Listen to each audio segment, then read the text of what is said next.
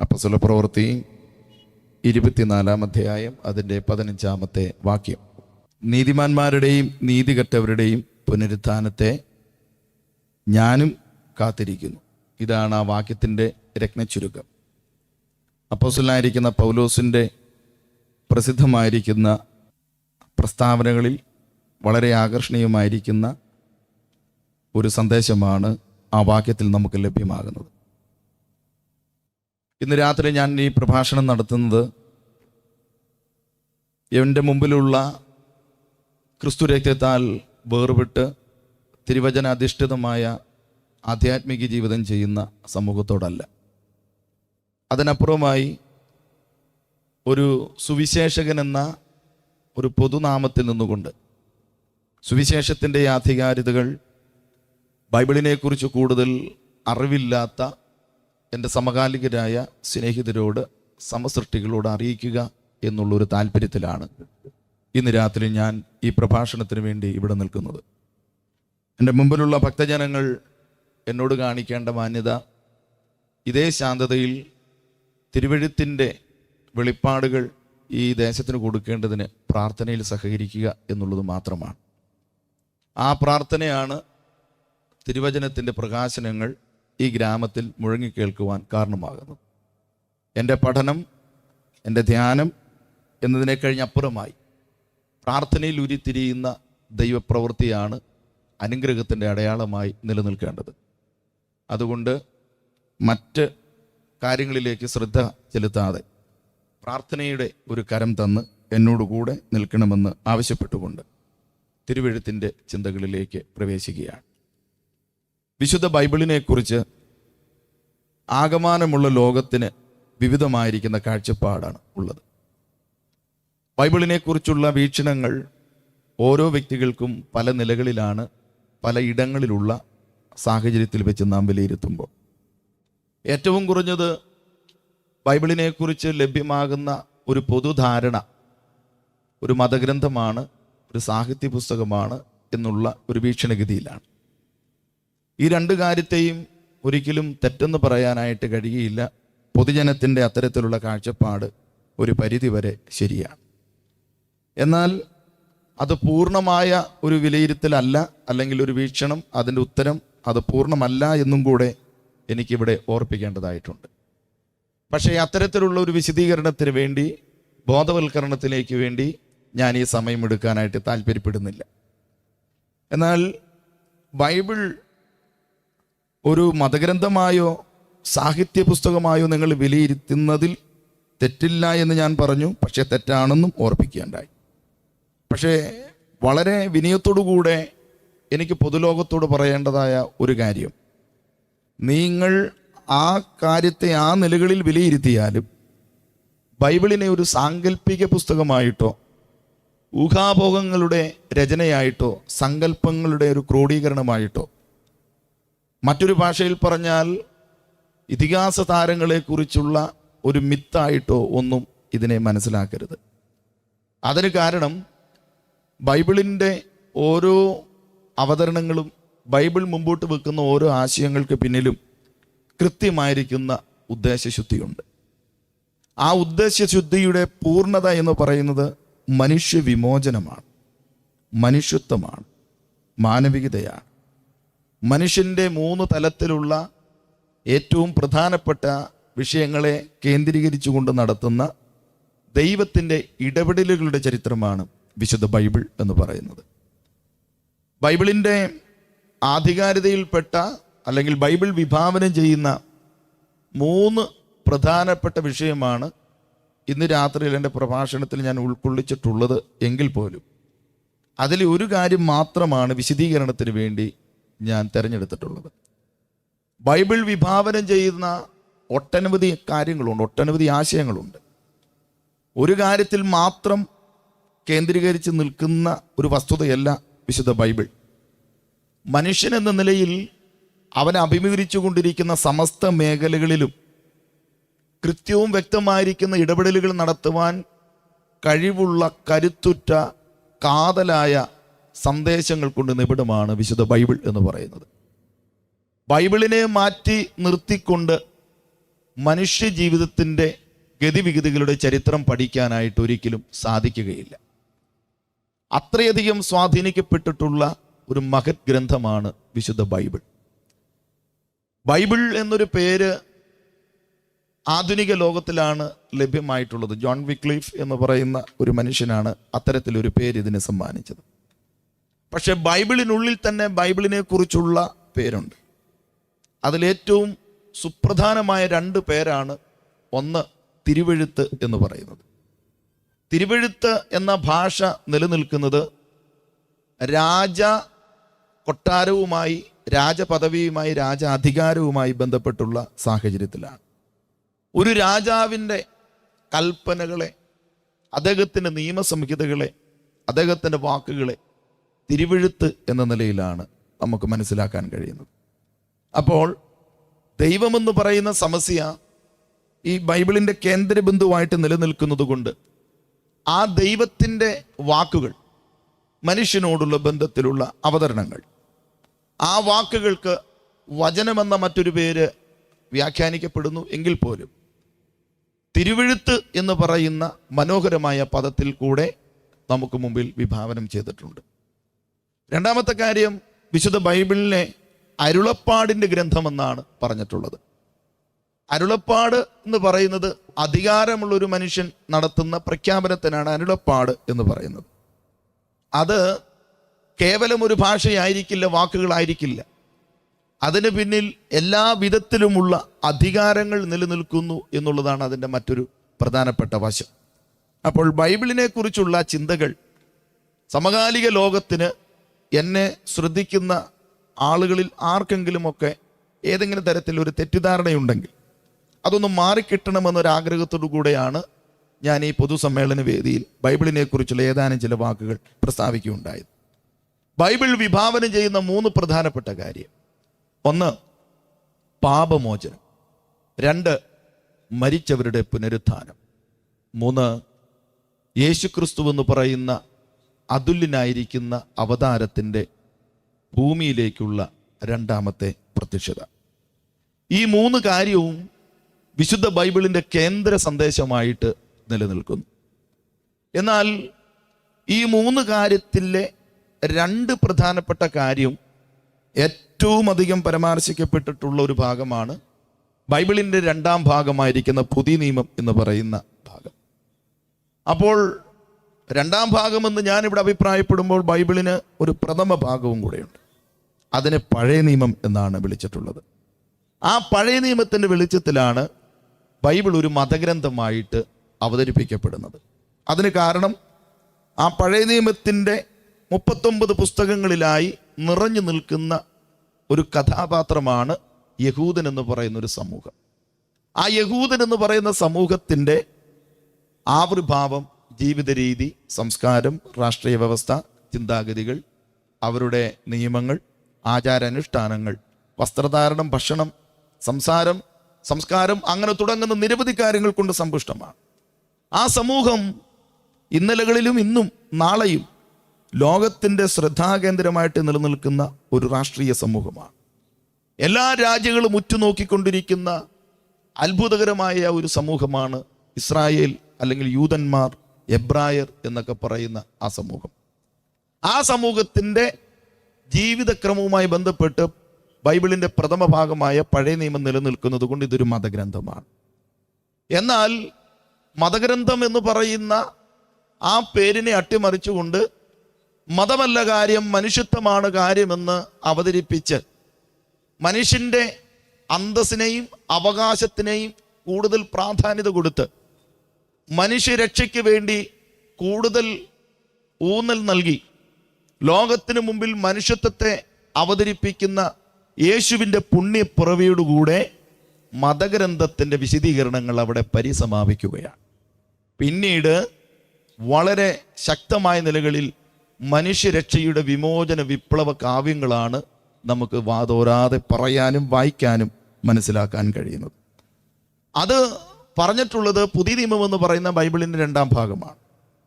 ആ പുതിയ നിയമത്തിൻ്റെ ഓരോ താളുകൾ വിവിധമായിരിക്കുന്ന വിഷയങ്ങളെയാണ് അവതരിപ്പിക്കുന്നത്. പ്രധാന ഭാഗമായ സുവിശേഷങ്ങൾ എന്ന് പറയുന്ന 4 ഗ്രന്ഥം മനുഷ്യവിമോചനത്തിന് വേണ്ടി ഭൂമിയിലേക്ക് അവതരിച്ച ദൈവപുത്രനായിരിക്കുന്ന യേശു ക്രിസ്തുവിൻ്റെ അവതാരത്തെക്കുറിച്ചും അവതാര ലക്ഷ്യത്തെക്കുറിച്ചും അവിടുന്ന് അവതരിപ്പിച്ച വിഭാവനം ചെയ്ത ആശയത്തെക്കുറിച്ചുമുള്ള വിശദീകരണം. 33.5 വയസ്സ് വരെ മാത്രം ഭൂമിയിൽ ജീവിച്ചിരിക്കുന്ന യേശു ക്രിസ്തുവിൻ്റെ ജീവിതക്രമങ്ങൾ അതെല്ലാം സുവിശേഷത്തിൽ നിന്ന് മനസ്സിലാക്കാൻ കഴിയുന്നു. രാജാവായി, ദാസനായി, ദൈവപുത്രനായി, മനുഷ്യപുത്രനൊക്കെയായി അവിടെ യേശുവിനെ അവതരിപ്പിക്കുന്നു. ആ 4 പുസ്തകത്തിന് ശേഷം ബൈബിൾ നമ്മെ കൊണ്ടുപോകുന്നത് ഒരു ചരിത്രത്തിൻ്റെ മനോഹരമായൊരു കൂടാരത്തിലേക്കാണ്. ആ ചരിത്ര ഗ്രന്ഥത്തെ അപ്പോസ്തല പ്രവൃത്തി എന്നാണ് പറയുന്നത്. 28 അധ്യായങ്ങൾ നിലനിൽക്കുന്ന ആ പുസ്തകത്തിൽ യേശുക്രിസ്തുവിൻ്റെ ബലിമരണത്തിൽ കൂടെ ആവിർഭവിക്കപ്പെട്ട യേശുക്രിസ്തുവിൻ്റെ കർമ്മ പദ്ധതിക്ക് ശേഷം താൻ തെരഞ്ഞെടുത്ത സമൂഹത്തെ നീതിയുടെ മാർഗത്തിൽ നയിക്കാൻ വേണ്ടി അയക്കപ്പെട്ട പരിശുദ്ധാത്മാവെന്ന് പറയുന്ന തൃത്വത്തിൽ മൂന്നാമനായിരിക്കുന്ന ദൈവത്തിൻ്റെ ചരിത്രത്തിലെ ഇടപെടലുകളും ആ ദൈവത്തിൻ്റെ സ്വാധീനത്തിൽ നിറയപ്പെട്ട യേശുക്രിസ്തു തിരഞ്ഞെടുത്ത സ്ലീഹന്മാരായിരിക്കുന്ന 12 അപ്പോസ്തലന്മാർ യേശുക്രിസ്തു കൽപ്പിച്ച അന്ത്യകൽപ്പനയുടെ വിപ്ലവകരമായിരിക്കുന്ന വിശദീകരണങ്ങൾ ലോകത്തിനെമ്പാടും അവതരിപ്പിക്കപ്പെട്ടപ്പോൾ അവരവതരിപ്പിച്ച യേശുക്രിസ്തുവിൻ്റെ മൂല്യതയുടെ മാർഗത്തെ പ്രതി മാനവർക്കിടയിൽ ഉണ്ടായ ആകമാന പരിവർത്തനത്തിൻ്റെ ചരിത്രം, ആ പരിവർത്തനത്തെ തുടർന്ന് ഈ യേശു തന്നെ വാഗ്ദത്തം ചെയ്ത ദൈവസഭ എന്ന് പറയുന്ന ഒരു പ്രത്യേക സമൂഹത്തിൻ്റെ ആവിർഭാവം, ആ സമൂഹത്തിന് ഈ ഭൂമിയിൽ നിലനിൽക്കേണ്ടതായ രീതികളിലുള്ള ചില ഉപദേശ സംഹിതകൾ, അതിൻ്റെ വിശദീകരണങ്ങൾ, അതോടൊപ്പം ഇതിൻ്റെ എല്ലാ സ്ഥാപകനായിരിക്കുന്ന യേശു ക്രിസ്തുവിൻ്റെ രണ്ടാമത്തെ വരവിനെ കുറിച്ചുള്ള ചില സൂചനകൾ, ഇതൊക്കെയായിട്ട് ചരിത്ര പുസ്തകം നിലനിൽക്കുന്നു. 3-ാം ഭാഗം ലേഖനങ്ങൾ എന്ന് പറയുന്ന 21 പുസ്തകങ്ങളുടെ ഒരു ഗ്രന്ഥശേഖരമാണ്. അതിൽ വ്യക്തികളോടുള്ള സന്ദേശം, പ്രസ്ഥാനത്തോടുള്ള സന്ദേശം, ലോകത്തോടുള്ള സന്ദേശം എന്നീ നിലകളിലൊക്കെ ആ ഉപദേശത്തിൻ്റെ വിശദീകരണങ്ങൾ നമുക്ക് മനസ്സിലാക്കാൻ കഴിയും. അത് ലേഖനങ്ങൾ എന്നൊരു പേരോട് കൂടെയാണ് അറിയപ്പെടുന്നത്. അതിൽ കുടുംബജീവിതം എങ്ങനെയായിരിക്കണം, അതിൽ സമൂഹത്തോട് എങ്ങനെയായിരിക്കണം, രാഷ്ട്രീയ പ്രതിബദ്ധത, സാമൂഹിക പ്രതിബദ്ധത, ദാമ്പത്യ ജീവിതത്തിനോടുള്ള പ്രതിബദ്ധത, ദൈവസഭ എന്ന് പറയുന്ന വേറുപെട്ട സമൂഹത്തിനോടുള്ള പ്രതിബദ്ധത, ദൈവത്തോടുള്ള മനുഷ്യൻ്റെ ഇടപെടലുകൾ ഇത്യാദി വിഷയങ്ങളൊക്കെ അതിൽ രേഖപ്പെടുത്തിയിട്ടുണ്ട്. അടുത്ത ഒരു പുസ്തകം എന്ന് പറയുന്ന വെളിപ്പാട് എന്ന് പറയുന്ന മറനീക്കലിൻ്റെ രഹസ്യങ്ങളുടെ അനാവരണത്തെക്കുറിച്ചാണ് ചിത്രീകരിച്ചിട്ടുള്ളത്. ഈ നിലകളിൽ ഇന്ന് നാളെ എന്നുള്ള ത്രിമാന കാലഘട്ടത്തിൻ്റെ ഒരു വിശദീകരണമായി മനോഹരമായ നിലകളിൽ ഈ വെളിപ്പാട് പുസ്തകം നിലനിൽക്കുന്നു. ഇതാണ് ഞങ്ങൾ നെഞ്ചോട് ചേർത്ത് പിടിക്കുന്ന, ഞങ്ങൾ ആരാധിക്കുന്ന യേശു ക്രിസ്തുവിൻ്റെ ആ സന്ദേശങ്ങൾ ആലേഖനം ചെയ്തിട്ടുള്ള വിശുദ്ധ ബൈബിളിൻ്റെ ചെറിയൊരു ചെറിയ വിശദീകരണം എന്ന് പറയുന്നത്. ഇന്ന് രാത്രിയിൽ ഞാൻ നിങ്ങളോട് സംസാരിക്കാൻ വായിച്ചിട്ടുള്ള ഒരു വാക്യം, അത് ബൈബിളിൻ്റെ പുതിയ നിയമത്തിലെ 2-ാം ഭാഗമായ ചരിത്ര പുസ്തകത്തിൽ നിന്നുമാണ്. ആ പ്രസ്താവന നടത്തിയിട്ടുള്ളത് അപ്പോസ്തലനായിരിക്കുന്ന പൗലോസ് എന്ന് പറയുന്ന അനുഗ്രഹീതനായ ഒരു വ്യക്തിയാണ്. അദ്ദേഹം ഒരു മതാചാര്യനായിരുന്നു. ആ കാലഘട്ടത്തിൽ മതങ്ങളുടെ മാതാവായി നിലകൊള്ളുന്ന, അന്നെന്നല്ല ഇന്നും മതങ്ങളുടെ മാതാവായി നിലകൊള്ളുന്നത് യഹൂദ മതമാണ്. ആ യഹൂദ മതത്തിൻ്റെ ഏറ്റവും ഉയർന്ന തട്ടിൽ ജനിച്ച് ജീവിച്ച, ഏറ്റവും ഉയർന്ന ഒരു കുടുംബ പശ്ചാത്തലത്തിൽ ജനിക്കപ്പെടാൻ ഭാഗ്യമുണ്ടായ, മതാചാര്യ വ്യവസ്ഥകളിൽ അഗ്രഗണ്യനായി നിലനിൽക്കുന്ന പരീശ കൂട്ടത്തിൽ ഒരു പരീശന്റെ സന്തതിയായി ജനിക്കപ്പെട്ട, വിദ്യാഭ്യാസ മേഖലയിൽ കിടയറ്റ സ്വാധീനം നേടിയെടുത്തിട്ടുള്ള, മതത്തോടുള്ള ബന്ധത്തിൽ തീവ്രവാദ ബന്ധം എന്ന നിലകളിൽ നമുക്ക് ഭാഷാന്തരം ചെയ്യാൻ കഴിയുന്ന നിലകളിൽ തീവ്രമായ മതഭക്തി നിലനിർത്തുന്ന 30 വയസ്സുള്ള ഒരു ചെറുപ്പക്കാരൻ്റെ കഥ നമുക്ക് ആ പുസ്തകത്തിൻ്റെ പിന്നാമ്പുറങ്ങളിൽ കാണാൻ കഴിയും.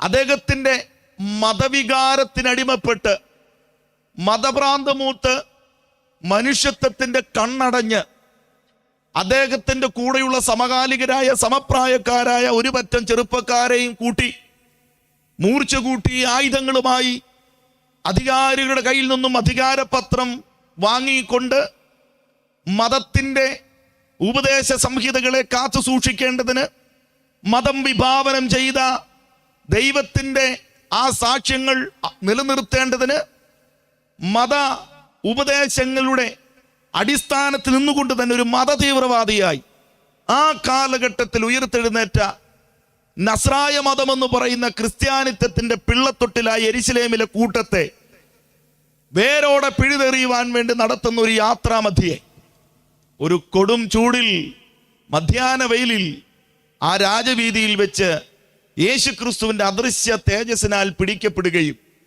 ആ യേശുവിന്റെ ഇടപെടലിനോടുകൂടെ അദ്ദേഹത്തിന്റെ ജീവിതത്തിൽ ഉണ്ടാകുന്ന മാറ്റത്തെ തുടർന്ന് പിന്നീട് മതഭ്രാന്തനായി കാപാലികത്വത്തിന്റെ കാട്ടാളത്വത്തിന്റെ അക്രമത്തിന്റെ അഴിഞ്ഞാട്ടം നടത്തിയ മനുഷ്യൻ പിന്നീട് പറയുന്നത് എനിക്ക് ജീവിക്കുന്നത് ക്രിസ്തുവും മരിക്കുന്നത് ലാഭവും എന്ന് പറയുന്ന ഒരു വലിയ ജീവിത പരിവർത്തനത്തിലേക്ക് മാറ്റപ്പെടുകയാണ്. നേരിട്ട് അദ്ദേഹം യേശുവിനെ ആക്ഷരിക കണ്ണുകൊണ്ട് കണ്ടോ ഇല്ലയോ എന്നുള്ളത് തീർച്ചപ്പെടുത്തുന്നില്ല. പക്ഷെ അദ്ദേഹം പറയുന്നു ഞാൻ കണ്ടു. അദ്ദേഹം പറയുന്നത് ഞാൻ ശബ്ദം കേട്ടു. പക്ഷെ പിന്നീട് അദ്ദേഹം പറയുന്നു ഞാൻ എൻ്റെ ആത്മകണ്ണുകൾ കാണുന്നു എന്നുള്ള ഒരു അനുഭവത്തിന്റെ കുറിപ്പും നമുക്ക് മനസ്സിലാക്കാൻ കഴിയുന്നു അദ്ദേഹത്തിന്റെ വിവിധ എഴുത്തുകളിൽ നിന്നും. ഉണ്ടായ ഒരു അനുഭവത്തിന്റെ വിശദീകരണമാണ്. ആ അനുഭവത്തെ മതപശ്ചാത്തലങ്ങൾക്കോ രാഷ്ട്രീയ അധികാരങ്ങൾക്കോ തത്വസംഹിതകൾക്കോ താൻ പഠിച്ചെടുത്തിട്ടുള്ള ആയോധന മുറകൾക്കോ മറ്റു സ്വാധീനങ്ങൾക്കോ മാറ്റിയെടുക്കാൻ കഴിയുന്ന അനുഭവമായിരുന്നില്ല.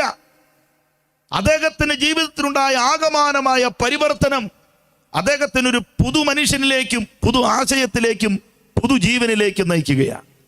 പിന്നീട് അദ്ദേഹം തൻ്റെ പൂർവ്വകാലങ്ങളിലെ സകല പാരമ്പര്യങ്ങളും വിട്ടെറിഞ്ഞിട്ട് ആ പാരമ്പര്യങ്ങളെയെല്ലാം അദ്ദേഹം ചപ്പ് ചവറ എന്ന് പറയുന്ന ഒരു വാക്കിൽ ഒതുക്കി ക്രിസ്തുവിൽ കൂടെ ലഭ്യമായിരിക്കുന്ന മഹത്തായ ജീവിതത്തിനെ കൂടുതൽ ആ ഊന്നൽ കൊടുത്ത് അതിൽ പ്രശംസിച്ചുകൊണ്ട് ക്രിസ്തു വിഭാവനം ചെയ്ത മനുഷ്യരക്ഷയുടെ ശരിയായ ഒരു വിളംബരകനായി പ്രചാരകനായി അദ്ദേഹത്തിന്റെ തുടർ കാലഘട്ടങ്ങൾ മുമ്പോട്ട് കൊണ്ടുപോവുകയാണ്. അദ്ദേഹം അവതരിപ്പിക്കുന്ന ക്രിസ്തീയ ആശയത്തിന്റെ ക്രിസ്തു സന്ദേശത്തിന്റെ പ്രധാനപ്പെട്ട ഒരു സന്ദേശമായിരുന്നു മരിച്ചവരുടെ പുനരുത്ഥാനം എന്ന് പറയുന്നത്. ആ പുനരുത്ഥാനത്തെ കുറിച്ച് അദ്ദേഹം സാക്ഷ്യം പറയാനുള്ള കാരണം യേശു ക്രിസ്തു എന്ന് പറയുന്ന അതുല്യനായിരിക്കുന്ന വ്യക്തി മരിച്ചിട്ട് മൺമറഞ്ഞു പോയ കേവലം ഒരു സ്മാരകമായ ഓർമ്മയായ ഒരു ചിത്രം മാത്രമല്ല, ചരിത്രത്തിലേക്ക് മരണത്തെ ഭേദിച്ചുകൊണ്ട് ഉയർത്തെഴുന്നേറ്റ് വന്നിട്ട് ഞാൻ അടക്കമുള്ള അഥവാ പൗലോസ് അടക്കമുള്ള സമകാലികരായ ഒട്ടനവധി ആളുകളുടെ ജീവിതത്തിന് രൂപാന്തരം വരുത്തുന്നവനായി ഇന്നും ജീവിക്കുന്നുവെന്നുള്ള വ്യക്തതയുടെ അറിവിൽ നിന്നുകൊണ്ടാണ് മരിച്ചവർക്കൊരു പുനരുത്ഥാനമുണ്ട് എന്നുള്ളതായ വസ്തുതയെ അദ്ദേഹം തന്റെ വാക്കിൽ കൂടെയും അനുഭവത്തിൽ കൂടെയും അവതരിപ്പിക്കുന്നത്.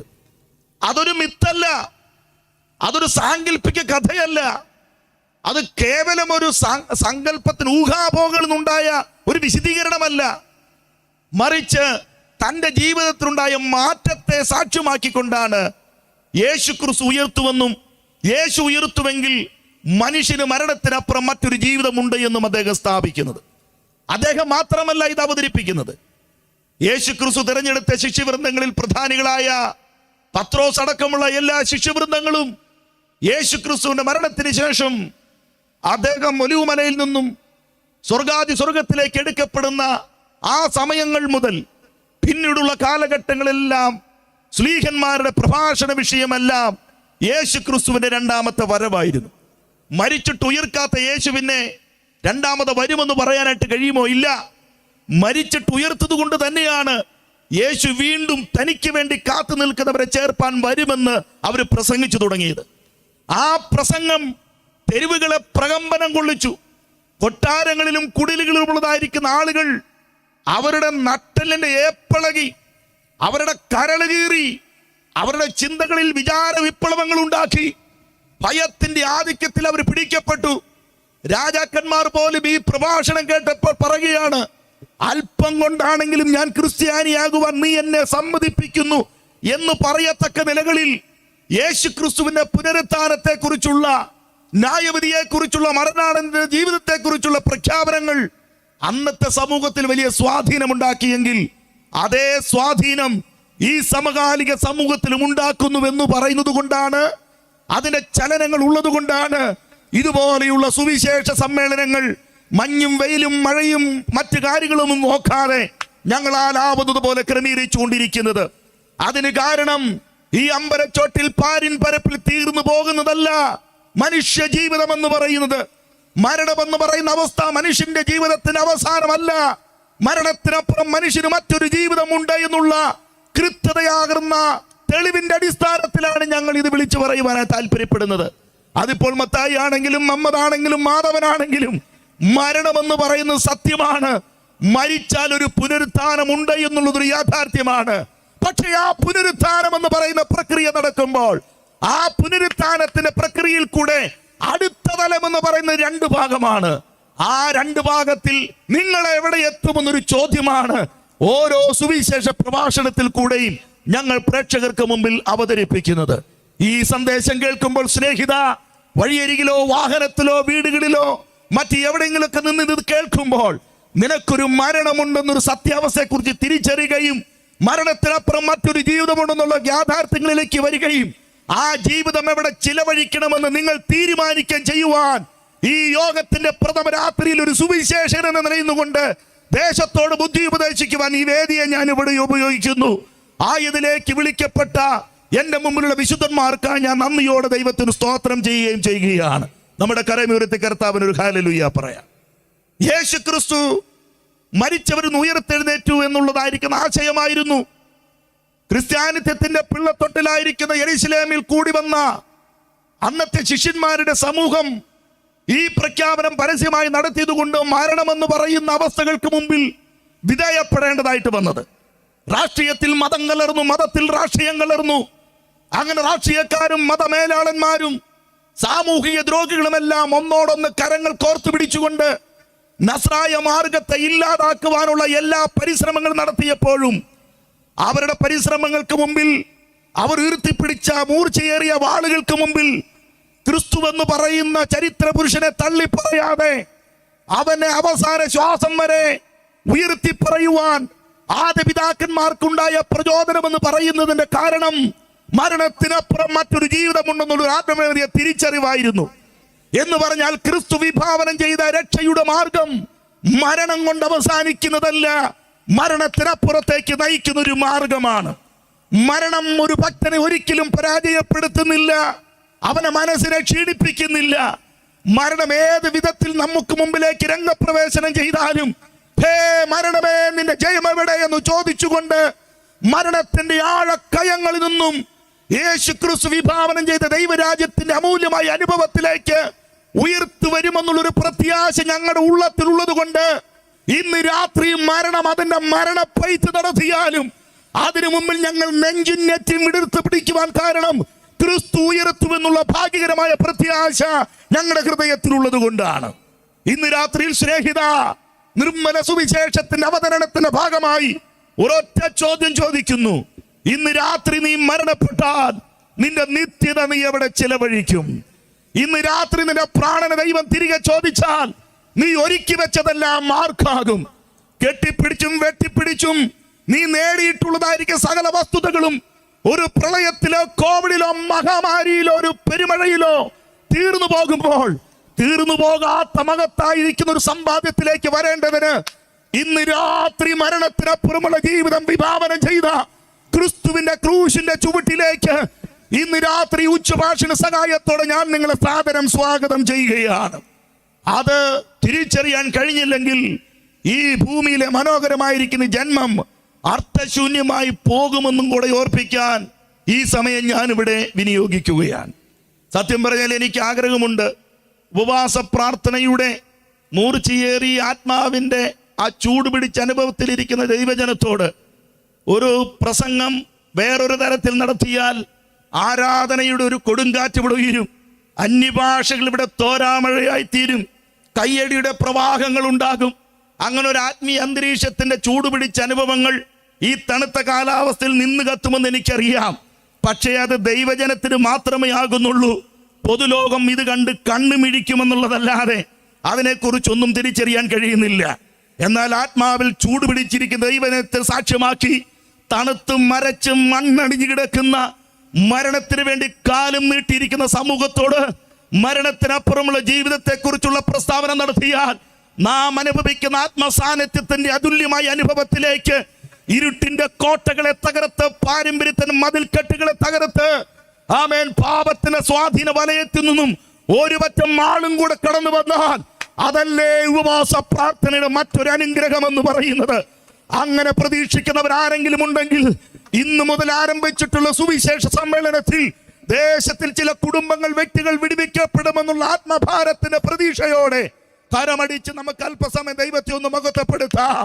പാപത്തിന്റെ വലിയ സ്വാധീനത്തിൽപ്പെടുത്തി മനുഷ്യരെ അടിമയാക്കി വെച്ചിരിക്കുന്ന ഇരുട്ടിന്റെ കോട്ടകളുടെ മേൽ ഇന്ന് രാത്രി ദൈവാത്മാവിന്റെ ശക്തമേറിയ പ്രഹരമുണ്ടാകുവാൻ, ദൈവവചനത്തിന്റെ വാളുകൾ അവരുടെ ഹൃദയത്തിനകത്ത് നൽകി തുളച്ചു ചെല്ലാൻ, പിശാചിന്റെ നടപ്പാതകളിൽ നിന്ന് മനുഷ്യൻ വഴിപിരിഞ്ഞു വന്ന് ക്രിസ്തു രാജ്യത്തിന്റെ കിടാവിളക്കുകളായ തീരത്തക്ക നിലകളിൽ ദൈവാത്മാവ് ദേശത്ത് പ്രവർത്തിക്കേണ്ടതിനായി നമുക്ക് ഒരുമിച്ച് പ്രത്യാശയുടെ ആത്മനിർവിൽ ദൈവത്തെ ഒന്ന് മഹത്വപ്പെടുത്തിക്കൊണ്ടിരിക്കാം.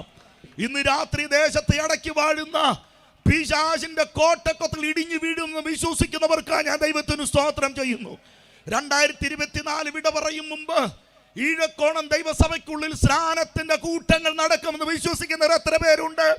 ഇതുവരെ വന്നതായ പാപമംഗലമായ ജീവിത വ്യവസ്ഥകളിൽ നിന്നും വഴിവിരിഞ്ഞ് ക്രിസ്തുവിന്റെ ജീവ വെളിച്ചത്തിലേക്ക് ഒരു കൂട്ടം ആളുകളെ ദൈവം എഴുന്നേൽപ്പിക്കുന്ന ഉണർവിന്റെ നാളുകളാണ് വരാൻ പോകുന്ന പ്രതീക്ഷിക്കുന്ന എത്ര പേരുണ്ട്? അടങ്ങിയിരിക്കണ്ട. ഇന്ന് രാത്രി ഈ വാഗ്ദത്തങ്ങളെ ആമേൻ പറഞ്ഞ് സ്വീകരിച്ച് ദൈവത്തെ ഒന്ന് മഹത്വപ്പെടുത്ത്. ദൈവദാസന്മാരെ, നിങ്ങളുടെ പ്രാർത്ഥനയും ചിലവും ആമേൻ നിങ്ങൾ ചെയ്യുന്ന അധ്വാനങ്ങളും വൃഥാവാകാതെ ഇന്ന് രാത്രിയിൽ പുനരുത്ഥാനത്തിന്റെ പരിവർത്തന ശക്തി ഈ ദേശത്ത്, ഈ ഗ്രാമത്തിൽ വ്യാപരിച്ചു കൊണ്ടിരിക്കുകയാണ്. അത് വിശ്വസിക്കുന്നവർക്ക് ഞാൻ ദൈവത്തിന് സ്തോത്രം ചെയ്യുന്നു. പൗലോസ് ഈ ആശയത്തെ അവതരിപ്പിക്കുമ്പോൾ ഞാൻ യേശുക്രിസ്തുവിന്റെ പുനരുത്ഥാനത്തിനായി കാത്തിരിക്കുന്നു എന്നാണ് പറയുന്നത്. പക്ഷേ പുനരുത്ഥാനം കഴിഞ്ഞുപോയി എന്ന് പറയുന്ന ആളുകളും അന്നുണ്ടായിരുന്നു. പുനരുത്ഥാനമില്ല എന്ന് പറയുന്ന ആളുകളും അന്നുണ്ടായിരുന്നു. പുനരുത്ഥാനമില്ല എന്ന് പറഞ്ഞിരുന്നത് സാധൂക്യരെന്ന് പറയുന്ന മതത്തിന്റെ മറ്റ് ചില വക്താക്കളാണ്. അവർ മനുഷ്യന്റെ മരണാനന്തര ജീവിതത്തിൽ വിശ്വസിക്കാത്ത ആളുകളാണ്. എന്നാൽ ഒരു കാലഘട്ടത്തിൽ ദൈവകൃപയെ അനുഭവിച്ചിട്ട് ദൈവകൃപയുടെ സത്വചന ഉപദേശ സംഹിതകളിൽ നിലനിന്നിട്ട് പിന്മാറിപ്പോയി ക്രൂശിന്റെ ശത്രുക്കളായി ക്രൂശിലേക്ക് അണിനിരക്കുന്നതായ ആളുകളെ വഴിതിരിച്ചു വിടുന്ന ദുരുപദേശ സംഘടനയുടെ വക്താക്കളായ ചില ആളുകൾ മരണത്തിനപ്പുറമുള്ള ജീവിതത്തെക്കുറിച്ച് പ്രത്യാശപൂർവം കാത്തിരുന്ന ആ സാഹചര്യത്തിൽ ഉള്ള ആളുകളെ പുനരുത്ഥാനം കഴിഞ്ഞു എന്ന് പറയുന്ന ജ്ഞാനവാദത്തിന്റെ ആശയങ്ങൾ അവതരിപ്പിച്ചുകൊണ്ട് അവരുടെ പ്രത്യാശയെ തല്ലിക്കെടുത്തുന്ന ഭാഗവും ഈ ബൈബിൾ ചരിത്രത്തിൽ നമുക്ക് മനസ്സിലാക്കാനായിട്ട് കഴിയുന്നുണ്ട്. ആ രണ്ട് ഭാഗത്തിലേക്ക് ഞാൻ വരുന്നില്ല. പക്ഷെ ഒരു സൂചന ഞാൻ തരാം. പുനരുത്ഥാനം കഴിഞ്ഞിട്ടുമില്ല, പുനരുത്ഥാനമില്ല എന്ന് നിങ്ങൾ കരുതുകയും വേണ്ട. മരിച്ചവർക്ക് പുനരുത്ഥാനമുണ്ട്. അത് കഴിഞ്ഞിട്ടില്ല, അത് വരാൻ പോകുകയാണ്. അത് എന്നാണെന്ന് ചോദിച്ചാൽ യേശു ക്രിസ്തുവിന്റെ വരവിങ്കൽ കാഹളം മുഴങ്ങുന്ന സമയത്ത് അവന്റെ ആ ശബ്ദം കേൾക്കുന്നവർ ചിലർ ജീവനായും ചിലർ ന്യായവിധിക്കായിട്ടും എഴുന്നേൽക്കപ്പെടുമെന്ന് വിശുദ്ധ ബൈബിൾ കൃത്യമായി പറയുന്നു. ഭൂമി പ്രസവിക്കുന്ന ഒരു നാൾ വരാൻ പോകുകയാണ്. മണ്ണിനടിയിൽ അട്ടുകിടക്കുന്നതായ മനുഷ്യാത്മാക്കൾ പുനർജന്മമല്ല പ്രാപിക്കുന്നത്, പുനരുത്ഥാനം പ്രാപിക്കുമെന്ന് വിശുദ്ധ ബൈബിൾ പറയുന്നു. ബൈബിൾ അവതരിപ്പിക്കുന്ന പുനരുത്ഥാനം എന്ന് പറയുന്ന ആശയം പുനർജന്മവുമായിട്ട് യാതൊരു ബന്ധവുമില്ല. പുനർജന്മം വേറെ, പുനരുത്ഥാനം വേറെ. പുനരുത്ഥാനം എന്ന് പറയുന്നത് ഞാൻ മരിച്ചു, എൻ്റെ ശരീരം ഈ മണ്ണിലടക്കി കാഹളം ധ്വനിക്കുമ്പോൾ ഞാൻ അതുപോലെ തന്നെ ഉയർത്തെഴുന്നേക്കുന്ന അനുഭവത്തിനാണ് പുനരുത്ഥാനം എന്ന് പറയുന്നത്. പുനർജന്മം എന്ന് പറയുന്നത് ഞാൻ മറ്റൊരു ദേഹത്തിലേക്ക് പ്രവേശിക്കുന്ന ആശയത്തിനാണ് പുനർജന്മം എന്ന് പറയുന്നത്. അങ്ങനെ പഠിപ്പിക്കുന്ന ആശയങ്ങൾ നമ്മുടെ നാട്ടിലുണ്ട്. മരണശേഷം മനുഷ്യൻ എലിയും പുലിയും പുൽച്ചാടിയും പൂച്ചയും ഒക്കെയായി ജനിക്കപ്പെടുമെന്ന് പറയുന്ന ആശയമാണ് പുനർജന്മ ആശയമെന്ന് പറയുന്നത്. പക്ഷെ ബൈബിൾ പറയുന്നു പുനർജന്മമല്ല, പുനരുത്ഥാനം. അവൻ ശരീരത്തിലിരുന്നപ്പോൾ ചെയ്തത് നല്ലതാകിലും തീയതാകിലും അതിനനുസരിച്ച് പ്രാപിക്കത്തക്കവണ്ണം ദൈവത്തിന്റെ കോടതിക്ക് മുമ്പിൽ നിൽക്കേണ്ടതിന് ഞാനായിട്ട് തന്നെ ഉയർത്തെഴുന്നേറ്റ് വരുന്ന ഒരു ദിവസം ഇന്ന് രാത്രി ദേശത്തോട് ഞാൻ ഒരു സന്ദേശം പറയാം. നിന്റെ മരണത്തിന് മുമ്പ് മാൻ പവറിന്റെയും മസിൽ പവറിന്റെയും മണി പവറിന്റെയും അകമ്പടി നിന്നിട്ട് പ്രായത്തിന്റെ ചാബല്യത്തിലോ അധികാര ശ്രേണിയുടെ ബന്ധത്തിലോ പണക്കൊഴുപ്പിലോ തന്റെ ഇടത്തിലോ ആയുധ പരിശീലനത്തിന്റെ അറിവിലൊക്കെ നിന്നുകൊണ്ട് ഉയർത്തെഴുന്നേക്കുന്ന ഒരു ദിവസം വരാൻ പോകുകയാണ്. ഭാരതത്തിന്റെ ഭരണഘടനയ്ക്ക് അനുസരിച്ചുള്ള കുറ്റകൃത്യങ്ങളുടെ ശിക്ഷകൾ വിധിക്കത്തക്ക നിലകളിൽ ഇവിടെ താങ്കൾ ചെയ്ത കുറ്റകൃത്യങ്ങൾക്കനുസരിച്ച് പിടിക്കപ്പെടുകയോ ശിക്ഷിക്കപ്പെടുകയോ ചെയ്തില്ലെന്ന് കരുതി ദൈവത്തിന്റെ കോടതിക്ക് മുമ്പിൽ നിന്നും ഒഴിഞ്ഞു പോകാനായിട്ട് ഒരിക്കലും ഇടവരികയില്ല എന്ന ഭീകരമായ സത്യം ഇന്ന് രാത്രി ദേശത്തിലെ ചില ആളുകൾ തിരിച്ചറിയാൻ പരിശുദ്ധാത്മാവ് നിർബന്ധിക്കുന്നു. താങ്കൾക്ക് കഴിവുണ്ടെന്ന് പറയുന്ന കാര്യം ശരിയാണ്.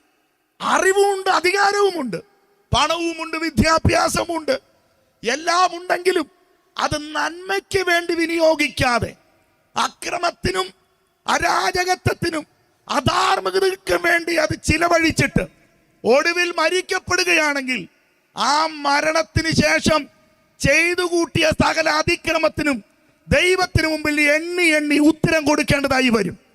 അന്ന് ദൈവത്തിന്റെ കയ്യിൽ വീഴുന്നത് ഭയങ്കരം. വിടുവിപ്പാൻ ആരും ഉണ്ടാകുകയില്ല.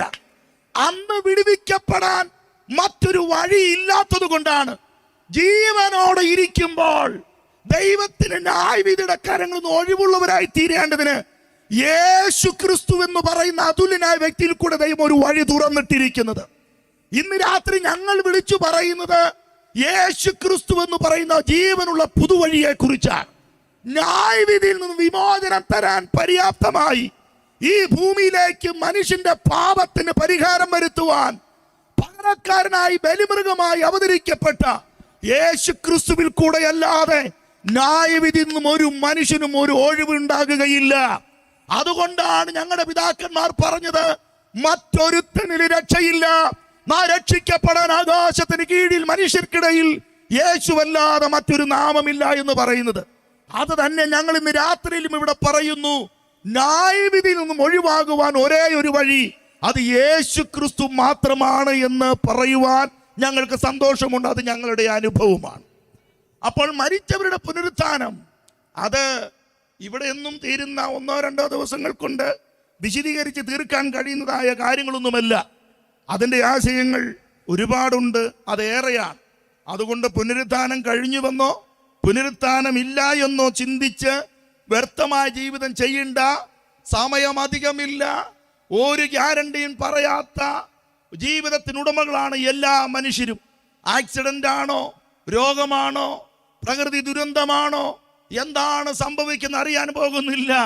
മരണമെന്ന് പറയുന്ന കറുത്ത വേട്ടനായ ഇന്നല്ലെങ്കിൽ നാളെ നമ്മുടെ വീട്ടിലേക്ക് ഓടിയെത്തും. രംഗബോധമില്ലാത്ത കോമാളിയായ മരണം നമ്മുടെ ജീവിതത്തിലേക്ക് വന്നാൽ മരണത്തിനപ്പുറം ഒരു ജീവിതം ഉള്ളത് കൊണ്ട് അത്തരത്തിൽ അനുഭവത്തിലേക്ക് പോകും മുമ്പ് യേശു ക്രിസ്തു ഒരുക്കിയിരിക്കുന്ന രക്ഷാ പദ്ധതിയെ കുറിച്ച് തിരിച്ചറിയണമെന്ന് ഒരമ്മയ്ക്ക് നിങ്ങളുടെ അമ്മയ്ക്ക് പിറക്കാതെ പോയ ഒരു സഹോദരൻ നിലയിൽ നിന്നുകൊണ്ട് ഒരു സുവിശേഷകനായ ലളിതാവതരണത്തിൽ കൂടെ ഞാൻ ഈ കാര്യം ബുദ്ധി ഉപദേശിക്കുകയാണ്. മനസ്സിലാകുന്നവർക്കായി ഞാൻ ദൈവത്തിന് സ്തോത്രം ചെയ്യുന്നു. മൂന്ന് വിധ പുനരുത്ഥാനത്തെ കുറിച്ചാണ് വിശുദ്ധ ബൈബിൾ പഠിപ്പിക്കുന്നത്. ഒന്നാമത്തെ പുനരുത്ഥാനം ക്രിസ്തുവിന്റെ പുനരുത്ഥാനം. രണ്ടാമത്തെ പുനരുത്ഥാനം വിശ്വാസിയുടെ പുനരുത്ഥാനം.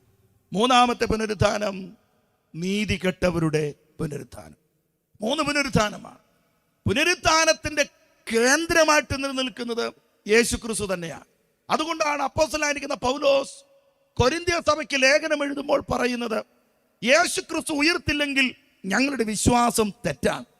യേശു ക്രിസ്തു ഉയർത്തില്ലെങ്കിൽ ഞങ്ങളുടെ പ്രസംഗം തെറ്റാണ്. യേശു ക്രിസ്തു ഉയർത്തില്ലെങ്കിൽ ഞങ്ങൾ അനുശാസിച്ച് വന്നതായ ഈ രക്ഷാശാസ്ത്രത്തിന്റെ പ്രഖ്യാപനങ്ങളെല്ലാം തെറ്റായി മാറുകയാണ്. അതങ്ങനെ തെറ്റായി വരികയില്ലല്ലോ. അതിന് കാരണം യേശു ക്രിസ്തു ഉയർത്തു എന്നുള്ളത് ഒരു യാഥാർത്ഥ്യമാണ്. എന്താണ് യേശു ക്രിസ്തു ഉയർത്തു എന്നുള്ളതിന്റെ തെളിവ്? യേശു ക്രിസ്തു ഉയർത്തുവെങ്കിൽ മനുഷ്യർ ഉയർപ്പുണ്ട് എന്നുള്ള ആ കാര്യം സ്ഥാപിക്കുവാനായിട്ട് ഞാൻ അവതരിപ്പിക്കുന്ന ആശയത്തിൽ ഒന്നാമത്തെ ഭാഗമാണ് യേശു ക്രിസ്തു ഉയർത്തു എന്നുള്ളത്. യേശു ക്രിസ്തു ഉയർത്തു എന്നുള്ളതിന്റെ തെളിവെന്താ? ഭൂമിശാസ്ത്രപരമായിട്ട് മാത്രം ഒന്ന് വിലയിരുത്തിയാൽ, ഈ വേദഭാഗത്തെ പഠനത്തിന് വേണ്ടി വിധേയപ്പെടുത്തിയാൽ, ഈ വിഷയത്തെക്കുറിച്ച് ഒരു വിശകലനം ചെയ്താൽ ഭൂമിശാസ്ത്രപരമായി ലഭിക്കപ്പെടുന്ന ഒരു വലിയ തെളിവുണ്ട്. അത് പാലസ്തീനിലെ കല്ലറയാണ്. പാലസ്തീനിലെ കല്ലറ നമുക്ക് ചൂണ്ടിക്കാണിക്കുന്ന സന്ദേശം എന്താണ്? അവൻ മരിച്ചവരുടെ ഇടയിൽ നിന്നും ഉയർത്തെഴുന്നേറ്റു എന്നൊരു സന്ദേശമാണ്. ലോകത്തിൽ ഒരുപാട് കല്ലറയുള്ളതിനെ കുറിച്ചൊക്കെ നമുക്കറിയാം. ഒരുപാട് സ്ഥലങ്ങളിൽ പ്രസിദ്ധരായ പ്രഗത്ഭരായ അടിവരയിട്ട് പറയുകയാണ്, യേശു ക്രിസ്തു മരിച്ചവരുടെ ഇടയിൽ നിന്നും ഉയർത്തെഴുന്നേറ്റു. ഇനി യേശു ക്രിസ്തു ഉയർത്തെഴുന്നേറ്റു എന്നുള്ളതിന്റെ മറ്റൊരു തെളിവ് എന്താണ്? ഒരുപാട് തെളിവുകളിലേക്ക് പോകാൻ ഞങ്ങളുടെ പക്കൽ തെളിവുകളുണ്ട്. പക്ഷെ ഒരു തെളിവ് ഞാൻ നിങ്ങൾക്ക് മുമ്പിൽ അവതരിപ്പിക്കുകയാണ്. എന്നെ ഞാനാക്കി തീർത്തത് ഞാൻ ജനിച്ചു വീണതായിരിക്കുന്ന മതപശ്ചാത്തലങ്ങളോ മറ്റ് സാഹചര്യങ്ങളോ ഒന്നും ആയിരുന്നില്ല. യേശു ക്രിസ്തുവിന്റെ ഉയർപ്പ് സംഭവിച്ചത് കൊണ്ടാണ് ഞാനൊരു പുതുമനുഷ്യനായി തീർന്നത്. എൻ്റെ ജീവിതത്തിന്റെ പിന്നാമ്പുറങ്ങൾ അത് കൃത്യമായി അറിയണമെന്നുണ്ടെങ്കിൽ എൻ്റെ അമ്മയോട് ചോദിക്കണം. എൻ്റെ അമ്മ എന്നെ മുഖത്ത് നോക്കി പറഞ്ഞ ഒരു ദിവസമുണ്ട്, നീ എൻ്റെ വയറ്റിൽ പിറക്കാൻ പാടില്ലായിരുന്നു എന്ന്. എന്താണ് അങ്ങനെ പറയാൻ കാരണം? അത്രയ്ക്കും വേദനകൾ സമ്മാനിച്ച, അമ്മയുടെ ഹൃദയത്തെ കുത്തിനോവിച്ച ഒരു ജന്മമായിരുന്നു ഞാൻ. സ്വഭാവ രീതികൾ കൊണ്ട് ഈ ഭൂമിയിൽ ഒരു വ്യക്തി ഏറ്റവും അധികം വേദനിക്കപ്പെടുന്ന സാഹചര്യം, വേദനകൾ എല്ലാവർക്കും ഒരുപോലെയാണ്. വിഷയങ്ങളുടെ ബഹുത്വങ്ങൾ നിമിത്തം, വിഷയത്തിന്റെ സാഹചര്യങ്ങൾക്ക് നിമിത്തം വേദനകൾക്ക് വ്യത്യാസങ്ങളൊന്നും വരുന്നില്ലെങ്കിൽ പോലും ഒരു മാതൃഹൃദയം വേദനിക്കുന്നിടത്തോളം വേറെ ഏത് വേദനയുള്ളത്? എൻ്റെ അഭിപ്രായത്തിൽ എൻ്റെ അമ്മ സ്വന്തം ജന്മം നൽകിയ കുഞ്ഞിനെ ഓർത്തുകൊണ്ട് വേദനപ്പെട്ട വേദനയുടെ ആ ആധിക്യത്തിൽ നിന്നും കൊണ്ട് പറയും, നീ പിറക്കരുതായിരുന്നുവെന്ന് പറയുന്ന ഗതികെട്ട വാക്ക് പറയണമെന്നുണ്ടെങ്കിൽ എൻ്റെ ജീവിതം ഏത് നിലകളിലായിരിക്കണം? എൻ്റെ എന്ന് മാത്രമല്ല, എനിക്ക് ചുറ്റിനുമുള്ള പലരുടെയും ജീവിതം അങ്ങനെയായിരുന്നു. എന്നാൽ ഞങ്ങൾ ഇട്ടിരിക്കുന്ന ഈ വെള്ള വസ്ത്രം പോലെ ജീവിതം പരിപാവനമായി, പരിശുദ്ധമായി, സമാധാന സന്തോഷത്തിന്റെ അനുഭവത്തിലേക്ക് വന്നിട്ട് കുടുംബത്തിനും നാടിനും സമൂഹത്തിനും ഒരു അനുഗ്രഹമായി തീരാനുള്ള കാരണം യേശു ക്രിസ്തു മരിച്ചവരിൽ ഉയർത്തെഴുന്നേറ്റു എന്നുള്ളത് കൊണ്ടാ.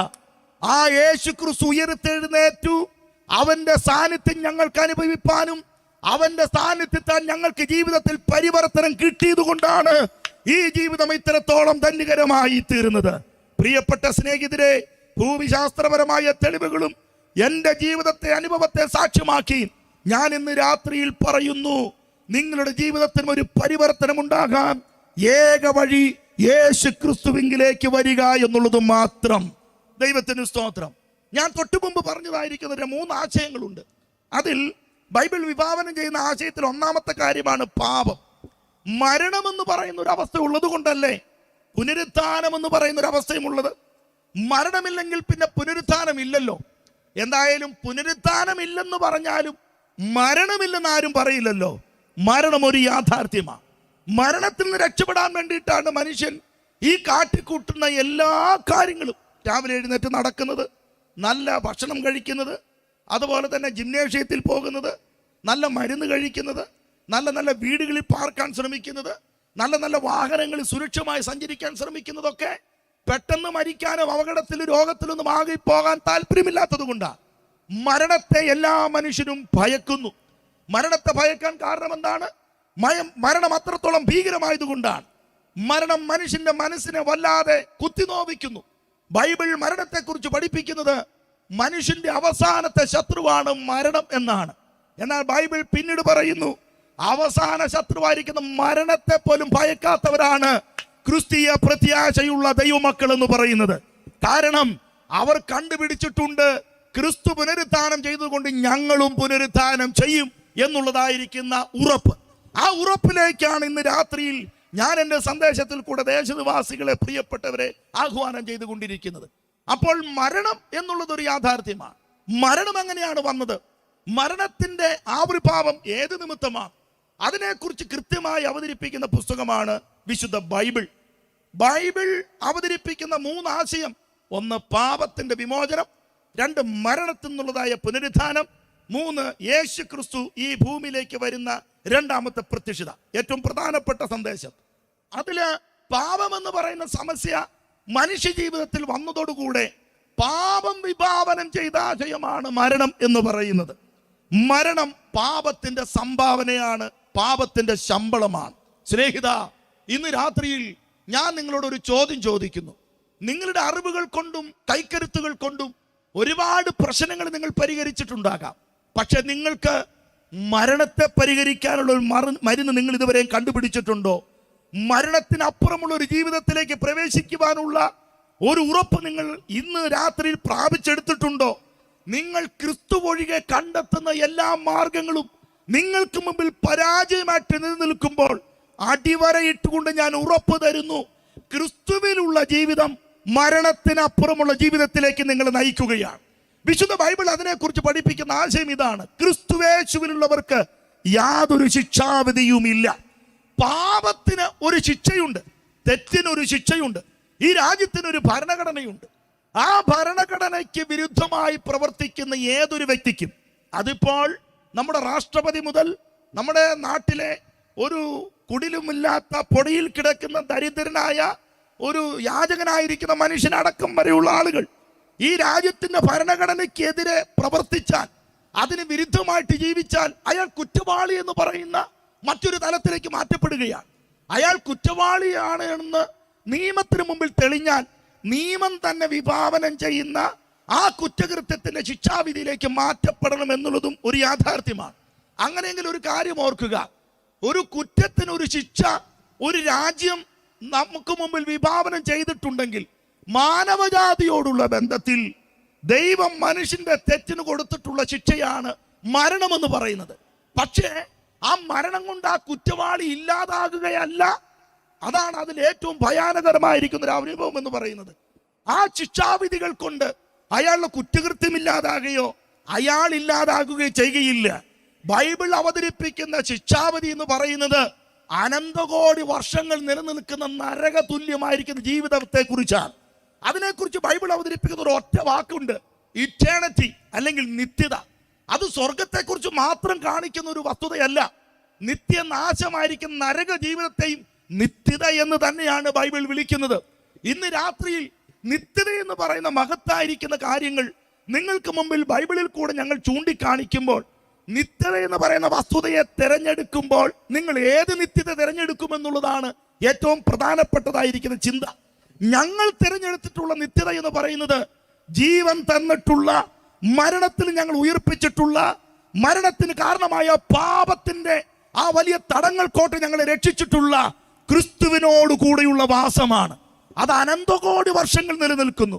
സമാധാനവും സന്തോഷവും നിറഞ്ഞു നിൽക്കുന്ന, കഷ്ടതയും കണ്ണുനീരുമില്ലാത്ത, വിശപ്പും ദാഹങ്ങളുമില്ലാത്ത, യാതൊരു വിധമായ ബാധ്യതകളൊന്നുമില്ലാത്ത, സന്തോഷത്തിന്റെ പരിപൂർണതയുടെ അതുല്യമായിരിക്കുന്ന ആനന്ദത്തിന്റെ അനുഭവങ്ങൾ നിറഞ്ഞു നിൽക്കുന്ന ഭാഗ്യകരമായിരിക്കുന്ന ഒരു ജീവിത വ്യവസ്ഥ. അതാണ് മരണത്തിനപ്പുറമുള്ള ഭക്തന്റെ ജീവിതത്തിന്റെ ക്രമമെന്ന് പറയുന്നത്. ക്രിസ്തുവിൽ ഇല്ലാത്തവർക്കോ, ക്രിസ്തുവിൽ ജനിക്കാതെ, ക്രിസ്തുവിൽ മരിക്കാതെ, ക്രിസ്തുവിൽ ജീവിക്കാതെ ജീവിതം കൈവിട്ടു പോയിരിക്കുന്ന ആളുകളുടെ അവസ്ഥ എന്താണ്? അതാണ് ഏറ്റവും ഭീകരമായിരിക്കുന്ന അവസ്ഥ എന്ന് പറയുന്നത്. സ്നേഹിതരെ, സമകാലിക രാഷ്ട്രീയ സമൂഹത്തിൽ വളരെ സ്വാധീനമുണ്ടാക്കിയിട്ടുള്ള ഒരു അനുഗ്രഹീതനായ മനുഷ്യനാണ് ജസ്റ്റിസ് വി.ആർ. കൃഷ്ണയ്യർ എന്ന് പറയുന്ന അനുഗ്രഹീതനായിരിക്കുന്ന അദ്ദേഹം നമ്മുടെ രാജ്യത്തിലെ സുപ്രധാനമായ നിയമസംഹിതയുടെ നിയമപാലകനായ ജഡ്ജി എന്ന നിലയിൽ നിന്നുകൊണ്ട് സേവനമനുഷ്ഠിക്കുകയും വർഗരഹിത സമൂഹത്തിന്റെ ഒരു നല്ല നേതാവായി പ്രവർത്തിക്കുകയും ചെയ്തൊരു മനുഷ്യനാണ്. അദ്ദേഹത്തിന്റെ സഹധർമ്മിണി മരിച്ചു കഴിഞ്ഞപ്പോൾ തൻ്റെ ജീവിതത്തിൽ ഏകാന്തത തന്നെ വല്ലാതെ വേട്ടയാടി. ആ ഏകാന്തതയെ അതിജീവിക്കുവാൻ അദ്ദേഹം വിവിധ മാർഗങ്ങൾ അവലംബിച്ചുവെങ്കിലും ഒരു രാത്രിയിൽ തൻ്റെ പ്രിയ ഭാജനത്തെക്കുറിച്ച്, തൻ്റെ പ്രിയതമയെക്കുറിച്ചുള്ള ഓർമ്മകൾ തന്നെ വല്ലാതെ കുത്തി നോവിച്ചു. അപ്പോൾ അദ്ദേഹത്തിൻ്റെ ഹൃദയത്തിലേക്ക് ഒരു ആശയം, അന്ന് വരെ ഉണ്ടാകാത്ത ആ ആശയം അദ്ദേഹത്തിൻ്റെ ഹൃദയത്തിലേക്ക് ഓടിയെത്തി. മനുഷ്യന് മരണത്തിനപ്പുറം ഒരു ജീവിതമുണ്ടോ? അദ്ദേഹം അന്ന് രാത്രിയിൽ ഉറങ്ങിയില്ല. ആ പുസ്തകം എൻ്റെ കയ്യിലുണ്ട്, മരണത്തിനപ്പുറം എന്ന് പറയുന്ന ജസ്റ്റിസ് വി.ആർ. കൃഷ്ണയ്യർ എഴുതിയ പുസ്തകം. അദ്ദേഹം അന്ന് രാത്രിയിൽ ഉറങ്ങിയില്ല. അദ്ദേഹത്തിൻ്റെ ചിന്തകൾ മുഴുവൻ മരണത്തിനപ്പുറം മനുഷ്യന് ജീവിതമുണ്ടോ, ഉണ്ടെങ്കിൽ എനിക്ക് എൻ്റെ പ്രിയപ്പെട്ടവളെ ഒന്നുകൂടെ കാണാനായിട്ട് കഴിയുമോ? അദ്ദേഹം തൻ്റെ പ്രിയപ്പെട്ടവളുടെ സ്നേഹത്തെ പ്രതി മരണാനന്തര ജീവിതത്തെക്കുറിച്ചുള്ള ചിന്തകളിൽ നിറയപ്പെടുകയും തുടരൊരു അന്വേഷണത്തിനായിട്ട് അദ്ദേഹം നിരവധി പുസ്തകങ്ങൾ വായിക്കുകയും ചെയ്തു. ഏറിയ പുസ്തകങ്ങൾ അദ്ദേഹം വാങ്ങിക്കൂട്ടി വായിച്ചു. പക്ഷെ ഒന്നിലും അദ്ദേഹത്തിന് സംതൃപ്തി കണ്ടെത്താൻ കഴിഞ്ഞിട്ടില്ല എന്ന് ആ പുസ്തകത്തിൽ കൃത്യമായി രേഖപ്പെടുത്തിയിരിക്കുന്നു. ഒടുവിൽ അദ്ദേഹം ബൈബിളിനെ സമീപിക്കുകയാണ്. ബൈബിൾ വായന അദ്ദേഹത്തിൻ്റെ ജീവിതത്തിന് ആകമാനം ഒരു വ്യത്യാസം വരുത്തി. ബൈബിൾ ചൂണ്ടിക്കാണിക്കുന്ന മരണത്തിനപ്പുറമുള്ള ജീവിതത്തിനെ കുറിച്ചുള്ള സന്ദേശം അദ്ദേഹത്തിന്റെ അകക്കണ്ണുകളെ തുറക്കുകയും ഉള്ളിൽ ഒരു ആശ്വാസം തരികയും ചെയ്തുവെന്ന് മരണാനന്തര ജീവിതം എന്ന് പറയുന്ന അദ്ദേഹത്തിന്റെ പുസ്തകത്തിൽ രേഖപ്പെടുത്തി വെച്ചിരിക്കുകയാണ്. ഞാൻ പറഞ്ഞത്, ആവശ്യമായി വരുമ്പോഴാണ് ഇത്തരത്തിലുള്ള അന്വേഷണം നമ്മൾ നടത്തുന്നത്. ഇന്ന് രാത്രിയിൽ മാറാരോഗത്തിൽ പിടിക്കപ്പെട്ടിട്ട് വൈദ്യശാസ്ത്രമെല്ലാം കൈയൊഴിയപ്പെട്ട ചില ആളുകളും, അതോടൊപ്പം തന്നെ ജീവിതത്തിന്റെ ചില പ്രതിസന്ധികൾക്ക് മുമ്പിൽ ഇനി മരണമല്ലാതെ മറ്റൊരു മാർഗമില്ലെന്ന് ചിന്തിക്കുന്ന ചില ആളുകളും, അതുമാത്രമല്ല എല്ലാം ഉണ്ടായിട്ട് ഉറങ്ങാൻ കഴിയാതെ മരണത്തെക്കുറിച്ചുള്ള ചിന്തകൾ മനസ്സിന് വല്ലാതെ വേട്ടയാടിയിട്ട് ഭയചകിതമായിരിക്കുന്ന അനുഭവത്തിൽ ഉറങ്ങാൻ പോലും കഴിയാതെ, ഭക്ഷണം പോലും കഴിക്കാൻ കഴിയാതെ, ചെയ്യുവാനുള്ളതായിരിക്കുന്ന തൊഴിലുകൾ ശ്രദ്ധ കേന്ദ്രീകരിച്ചുകൊണ്ട് ചെയ്യാൻ കഴിയാതെ മരണഭീതിയിലായിരിക്കുന്ന ചില ആളുകൾ ഈ ദേശത്തിൽ എന്നെ ശ്രദ്ധിക്കുന്നുവെന്ന് പരിശുദ്ധാത്മാവ് എന്നോട് പറയുമ്പോൾ, അവരോട് ഞാൻ ഇന്ന് രാത്രിയിൽ അതേ പരിശുദ്ധാത്മാവിനാൽ പറയുന്നു, താങ്കളുടെ ഉള്ളിൽ കൂടുകൂട്ടിയിരിക്കുന്ന മരണഭയത്തെ ഇല്ലാതാക്കാൻ ഒരേ ഒരു വഴി യേശു ക്രിസ്തുവിനെ അടുത്തറിയുക എന്നുള്ളതാണ്. മാറാരോഗത്തിന്റെ കരിപുരുണ്ട അവസ്ഥകളിൽ പിടിക്കപ്പെട്ടിട്ട് അടുത്ത നിമിഷം മരിക്കുമെന്നുള്ളതായിരിക്കുന്ന ചിന്തകളിൽ ജീവിതത്തിന്റെ എല്ലാ പ്രതീക്ഷകളും നഷ്ടപ്പെട്ടു പോയിട്ടുണ്ടെങ്കിലും അവരും ചെവി തുറന്നു കേട്ടോ, നിന്നെ മരണത്തിലേക്ക് തള്ളിവിടാൻ ദൈവം ആഗ്രഹിക്കുന്നില്ല. നീ ഇനിയും ജീവിച്ചിരിക്കാൻ ദൈവം തന്റെ പദ്ധതി തയ്യാറാക്കിയിട്ടുണ്ട്. നിനക്കൊരു സോഴ്സ് കർത്താവ് ഇന്ന് രാത്രി തുറന്നു തരുന്നു. യേശുവിനെ അറിയുവാൻ ഇന്ന് രാത്രി നിന്റെ മനസ്സിനെ ചായ്ക്കാൻ കഴിഞ്ഞാൽ മരണം പിടിമുറുക്കിയിരിക്കുന്ന കരാളകസ്തത്തിൽ നിന്നും ഇന്ന് രാത്രി സ്വാതന്ത്ര്യം പ്രാപിച്ചിട്ട് നിന്റെ ജീർണിച്ച ശാരീരിക അവസ്ഥകളിലേക്ക് മരണത്തിന് വേരോട്ടങ്ങളെ ഇല്ലാതാക്കി ജീർണിച്ചിരിക്കുന്ന നാടിഞരമ്പുകൾ അസ്ഥിപഞ്ജരങ്ങളിൽ ദൈവത്തിന്റെ ജീവന്റെ നീർച്ചാലുകളെ തുറന്നു വിട്ടിട്ട് ഇനിയും ആരോഗ്യത്തോടെ ഇരിക്കത്തക്ക നിലകളിൽ എഗസ്കിയാവിന്റെ ജീവിതത്തിന്റെ ആയുസ്സിനെ നീട്ടിക്കൊടുത്ത ദൈവം ഇന്ന് രാത്രി താങ്കൾക്ക് മുമ്പിൽ വന്ന് ആഹ്വാനം ചെയ്യുന്നു, അവനെ കൈക്കൊണ്ട് അവന്റെ നാമത്തിൽ വിശ്വസിക്കുക എന്ന്. ജീവിതത്തിന്റെ താളപ്പിഴകൾക്ക് മുമ്പിൽ, കുടുംബ ജീവിതത്തിന് മുമ്പിൽ, മക്കളോടുള്ള ബന്ധത്തിൽ, സാമ്പത്തിക പ്രതിസന്ധിയിൽ, പ്രേമ നൈരാശ്യത്തിൽ, ജോലിയില്ലായ്മയിൽ, മക്കളുണ്ടാകാത്തതിൽ, കൂട്ടുകാർ ചതിച്ച ചതിയുടെ അകത്തലങ്ങളിൽ പൊക്കപ്പെട്ടുപോയി മരണമാണ് ഇനി മാർഗമെന്ന് പറഞ്ഞുകൊണ്ട് കഴുത്തിൽ കയറിടാനായിട്ട് കാത്തിരിക്കുന്നവരും, കയ്യിൽ വിഷക്കുപ്പിയുമേന്തി കയ്യിൽ കടാരയും പിടിച്ച് വീട്ടിലുള്ളവരെ പെട്രോൾ ഒഴിച്ച് കത്തിച്ചിട്ട് കിണറ്റിൽ ചാടി ചാകാനിരിക്കുന്നവരാരെങ്കിലും ഉണ്ടെങ്കിൽ ഇന്ന് രാത്രി പറയുന്നു, മരണത്തിന്റെ പാശങ്ങളെ അഴിച്ചു കഴിഞ്ഞിട്ട് നിന്റെ ജീവിത ദുഃഖങ്ങളെ ഇല്ലാതാക്കി ജീവിതത്തിൽ ഒരു പുതിയ പരവതാനി, സുഗന്ധപൂരിതമായിരിക്കുന്ന ഒരു പൂങ്കാവനം ഒരുക്കി നീ ജീവിച്ചിരുന്ന് ക്രിസ്തു ദൈവമാണെന്ന് വെളിപ്പെടുത്തത്തക്ക നിലകളിൽ നിന്റെ ജീവിതത്തെ മേൽ പരിവർത്തിക്കാൻ ഇന്ന് രാത്രി ഞങ്ങൾ പ്രസംഗിക്കുന്ന യേശുവിന്റെ ഇടപെടലുകൾ കർത്താവ് നിനക്ക് വേണ്ടി അയക്കുന്നു. വിശ്വസിക്കുന്നവർക്ക് ഞാൻ ദൈവത്തിന് സ്തോത്രം ചെയ്യുകയാണ്. എന്നോട് സമയം പറഞ്ഞിട്ടില്ല, പക്ഷേ ഞാൻ ഏതാനും മിനിറ്റുകൾക്കുള്ളിൽ എൻ്റെ വാക്ക് ഞാൻ ഇവിടെ നിർത്തുകയാണ്. മരിച്ചവരുടെ പുനരുത്ഥാനം ഒരു സത്യാവസ്ഥയാണ്. പുനരുത്ഥാനമുണ്ടെങ്കിൽ അതിനർത്ഥം മരണമുണ്ട് എന്നുള്ളതാണ്. മരണത്തിന് കാരണം എന്താണെന്ന് ബൈബിൾ പഠിപ്പിക്കുന്നു. അത് മനുഷ്യനിൽ വസിക്കുന്ന പാപമാണ്. ആ പാപത്തെ ഇല്ലാതാക്കാൻ മനുഷ്യൻ കണ്ടുപിടിച്ച മതമാർഗങ്ങൾ അടക്കമുള്ള എല്ലാ കാര്യങ്ങളും പരാജയപ്പെട്ടു നിന്നപ്പോഴാണ് ചരിത്രത്തിന് നടുമുറ്റത്തേക്ക് യേശു ക്രിസ്തുവിനെ പിതാവായ ദൈവം അയക്കുന്നത്. ആ യേശു ക്രിസ്തുവിനെ ചൂണ്ടിക്കാണിച്ചുകൊണ്ട് തൻ്റെ രക്ഷാ പദ്ധതിയുടെ ആ പൂർത്തീകരണത്തിലേക്ക് ഇറങ്ങുന്നതിന് തൊട്ടു മുമ്പ് തന്നെക്കുറിച്ച് ലോകത്തിന് മുമ്പിൽ പരിചയപ്പെടുത്താൻ ദൈവത്താൽ അയക്കപ്പെട്ട യോഹന്നാൻ സ്നാപകൻ പറയുന്നു, ഇതാ ലോകത്തിന്റെ പാപത്തെ ചുമക്കുന്ന ദൈവത്തിന്റെ കുഞ്ഞാട്. ആ കുഞ്ഞാട് എന്ന് പറയുന്ന യേശു ക്രിസ്തു എന്ന് പറയുന്ന അതുല്യനായ മനുഷ്യൻ തൻ്റെ 33 വയസ്സിൽ മനുഷ്യന് സമസ്ത ഭാഗങ്ങളും തൻ്റെ സ്വന്തം ശിരസിലേറ്റുകൊണ്ട് കാൽവറിയിൽ മരിച്ചതായ മരണമാണ് ഈ ക്രൈസ്തവ ചരിത്രത്തിൻ്റെ വഴിത്തിരിവിന് കാരണമായത്. ക്രൈസ്തവതയുടെ ഏറ്റവും പ്രധാനപ്പെട്ട അടിസ്ഥാനമെന്ന് പറയുന്നത് ക്രിസ്തു ജനനമല്ല, ക്രിസ്തുവിൻ്റെ മരണമായിരുന്നു. യേശു ക്രിസ്തുവിൻ്റെ മരണമാണ് മാനവ സമൂഹത്തിൻ്റെ വഴിത്തിരിവിന് കാരണമായി തീർന്നത്. യേശു ജനിച്ചത് ഒരു ചരിത്രമാണ്, അത് സത്യം തന്നെ. രാഷ്ട്രീയ സാമൂഹിക മതവ്യവസ്ഥകളിൽ സകല ജനത്തിനും ഉണ്ടാകാനുള്ള ഒരു മഹാസന്തോഷമാണ് ക്രിസ്തുവിൻ്റെ ജനനമെങ്കിൽ സകല ജനത്തിനും ഉണ്ടാകാനുള്ള വിമോചന സന്ദേശമായിരുന്നു യേശു ക്രിസ്തുവിൻ്റെ മരണം എന്ന് പറയുന്നത്. അതുകൊണ്ട് അന്നത്തെ അപ്പോസ്തലന്മാരും ഇന്ന് ഞങ്ങളും അതുകൊണ്ട് തന്നെയാണ് ക്രൂശിക്കപ്പെട്ട ക്രിസ്തുവിനെ, മരിച്ചുയർത്തെഴുന്നേറ്റ ക്രിസ്തുവിനെ പ്രസംഗിക്കുന്നത്. അതിനു കാരണം മരണത്തെ പരാജയപ്പെടുത്തിയത് യേശു ക്രിസ്തുവിന്റെ ബലിമരണത്തിൽ കൂടെയും അവന്റെ ഉയർപ്പിൽ കൂടെയാണ്. അപ്പോൾ ഓർക്കൂ, പുനരുത്ഥാനമുണ്ടെങ്കിൽ മരണമുണ്ട്. മരണത്തിന് കാരണം മനുഷ്യൽ വസിക്കുന്ന പാപം. ആ പാപമാണ് മനുഷ്യന്റെ ജീവിതത്തെ ആകമാനം തകർത്ത് കളഞ്ഞത്. ആ പാപം മനുഷ്യനെ രോഗിയാക്കി, ശാപഗ്രസ്തനാക്കി, മരണത്തിലേക്ക് തള്ളിവിട്ടു, അവനെ പ്രാകൃതനാക്കി. ഇവിടെ ആരും മദ്യപാനികളാകണമെന്ന് ആഗ്രഹിക്കുന്നില്ല, ചൂതാട്ടക്കാരനാകണമെന്ന് ആഗ്രഹിക്കുന്നില്ല, അവിഹിത ബന്ധം പുലർത്തണമെന്ന് ആഗ്രഹിക്കുന്നില്ല, കൊട്ടേഷൻ പ്രവർത്തനം നടത്തണമെന്നും ദുർമന്ത്രവാദം ചെയ്യണമെന്നും അതിര് മാന്തണമെന്നും ഒന്നും ആഗ്രഹിക്കുന്നില്ല. അനുദിന വാർത്തകൾ നമുക്ക് ലഭിക്കപ്പെടുന്നത് കുറ്റകൃത്യങ്ങൾ പെരുകിക്കൊണ്ടിരിക്കുന്നു. ഇന്ന് രാവിലെ മനോരമ ഓൺലൈൻ വഴിയായി പുറത്തുവിട്ട ഒരു വാർത്തയിൽ പ്രഖ്യാപിച്ചിരിക്കുന്ന ഒരു കാര്യം, 400-ലധികം കൊലപാതകമാണ് ഒരു വർഷത്തിനുള്ളിൽ കേരളത്തിൽ നടന്നത്. കുറ്റകൃത്യങ്ങൾ അനുദിനവും വർദ്ധിക്കുന്നു. കുറ്റകൃത്യങ്ങളുടെ പട്ടികയിൽ നിലനിൽക്കുന്നവരാരാണ്? 10 വയസ്സ് മുതൽ 30 വയസ്സ് വരെ ഇടയിലുള്ള പ്രായത്തിലുള്ള ചെറുപ്പക്കാരാണ് കുറ്റകൃത്യങ്ങളിൽ ഏറ്റവും അധികം അകപ്പെടുന്നത്. രാസലഹരിയായിരിക്കുന്ന MDMA അടക്കമുള്ള ലഹരിയുടെ മായിക വലയത്തിൽ പിടിക്കപ്പെട്ടിട്ട് മനസ്സും മനസാക്ഷിയും തകർന്നവരായി, മൃഗതുല്യരായി, മരണത്തിന്റെ ദൂതന്മാരായി അഴിഞ്ഞാട്ടം നടത്തുന്ന വാർത്തകൾ ഈ അടുത്ത ദിവസവും തിരുവനന്തപുരം പട്ടണത്തിൽ നിന്ന് നമുക്ക് ലഭിക്കപ്പെട്ടു. വീട്ടിൽ ഉറങ്ങിക്കിടന്ന ഒരു ചെറുപ്പക്കാരൻ, ഒരു പറ്റം ചെറുപ്പക്കാർ വിളിച്ചിറക്കി കത്തികൊണ്ട് കുത്തിയും കല്ലുകൊണ്ടിടിച്ചും അവനെ കാലാവധിക്ക് അയച്ചതായിരിക്കുന്ന വാർത്ത ദുഃഖത്തോടു കൂടിയാണ് നമ്മൾ കേട്ടത്. കുറച്ച് നാൾ മുമ്പ് അതേ പ്രതികൾ മറ്റൊരു യുവാവിനെ ഇത്തരത്തിൽ കൊന്നതിന്റെ വീഡിയോ ദൃശ്യങ്ങൾ നമ്മൾ TV-യിൽ കൂടെ കണ്ടതാണ്. ഈ അടുത്ത് പോയ ദിവസം ഒരു ചാനലിൽ ഗുണ്ടാ നേതാവിരുന്ന് സമൂഹത്തോട് സംസാരിക്കുന്ന ഒരു കാര്യവും നമ്മൾ അതിവേദനയോടും വളരെ ഭയത്തോടും കൂടിയാണ് കണ്ടത്. കുറ്റകൃത്യങ്ങൾക്ക് നീണാൽ വാഴുവാനുള്ള സാഹചര്യമായി ഇന്നത്തെ സമൂഹം തീർന്നിരിക്കുന്നു. എന്താണ് കുറ്റകൃത്യങ്ങൾ ഇങ്ങനെ വർദ്ധിക്കുന്നതിന് പിന്നിലെ കാരണം? ദൈവത്തെക്കുറിച്ചുള്ള അവബോധമില്ല, മരണത്തിനപ്പുറം ജീവിതത്തിനെ കുറിച്ചുള്ള ചിന്തയില്ല.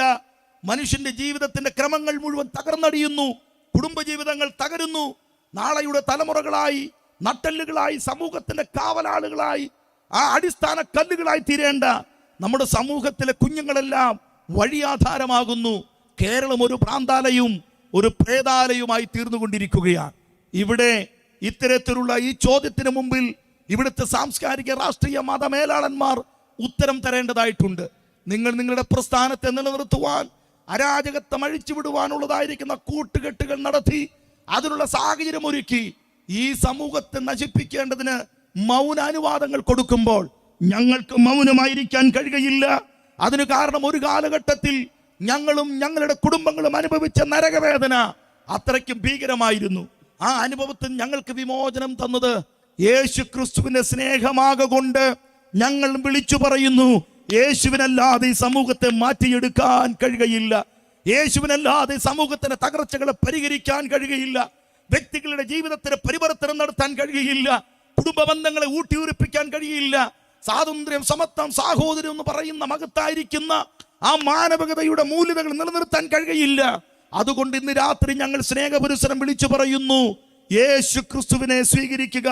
അവനെ കൈക്കൊണ്ട് അവന്റെ നാമത്തിൽ വിശ്വസിക്കുന്ന ഏവർക്കും ദൈവമക്കളായി തീരുവാനുള്ള അനുവാദം ലഭിക്കപ്പെട്ടിരിക്കുന്നത് കൊണ്ട് പണം കൊടുക്കാതെ, നേർച്ച കാഴ്ചകൾ നടത്താതെ, ഉരുണ്ട് നേർച്ചകൾ നടത്താതെ, നാണയത്തുട്ടുകൾ വലിച്ചെറിയാതെ, മെഴുകുതിരികൾ നാളങ്ങൾ നടത്താതെ, ശരീരത്തിന് ദണ്ഡനമേൽപ്പിക്കാതെ, വിശ്വാസമെന്ന് പറയുന്ന അമൂല്യമായിരിക്കുന്ന ഒരൊറ്റ വ്യവസ്ഥ ഇരുന്നുകൊണ്ട് ജീവിതത്തെ മാറ്റിയെടുക്കാൻ ഇന്ന് രാത്രി സുവിശേഷത്തിൽ കൂടെ ഞങ്ങൾ നിങ്ങളെ ആഹ്വാനം ചെയ്യുകയാണ്.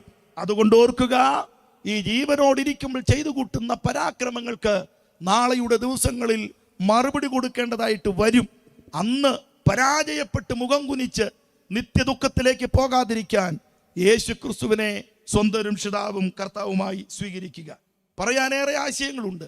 അപ്പോൾ പുനരുത്ഥാനമുണ്ടെങ്കിൽ മരണമുണ്ട്. മരണത്തിന് കാരണം പാപമാണ്.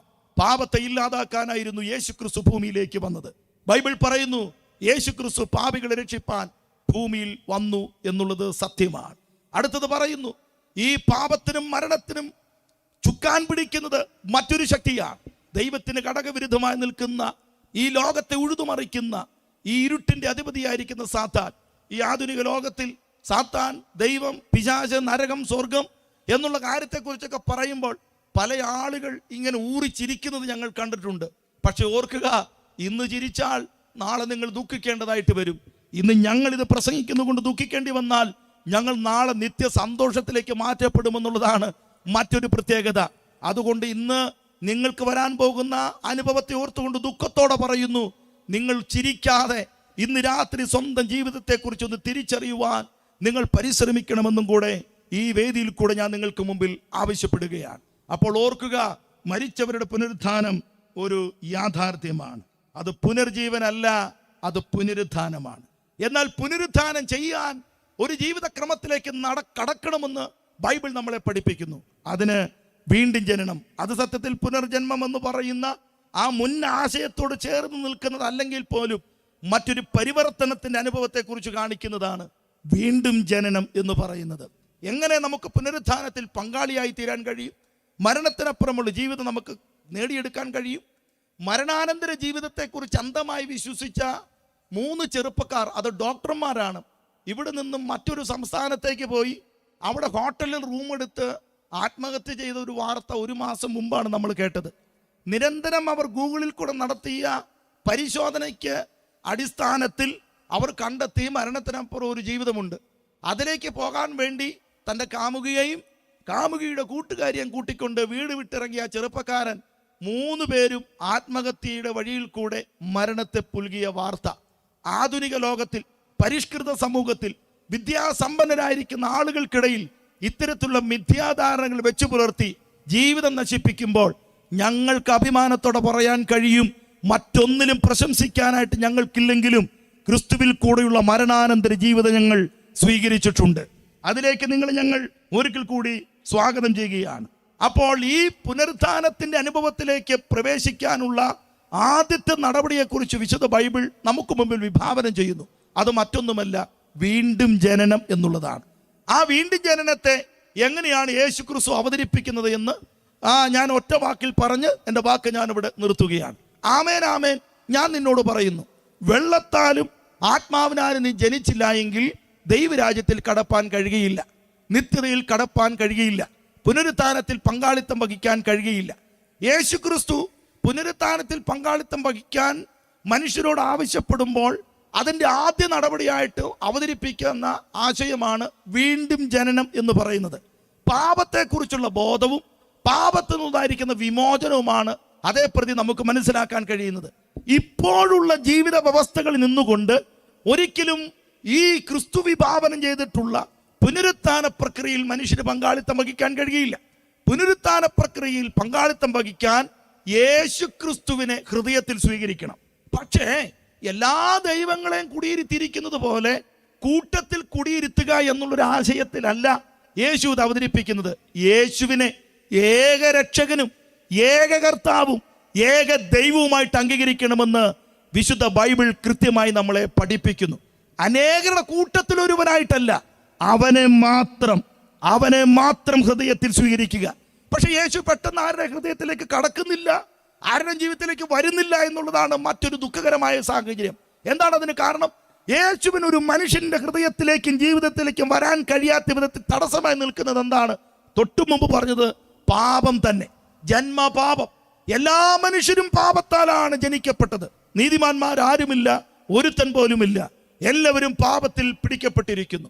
എല്ലാ മനുഷ്യന്റെയും പാപത്തിന് പരിഹാരം വരുത്തുവാൻ വേണ്ടിയിട്ടാണ് എല്ലാവർക്കും വേണ്ടി യേശു പരിഹാരകനായി ലോകത്തിൽ അവതരിച്ചതെന്ന് വിശുദ്ധ ബൈബിൾ പറയുന്നു.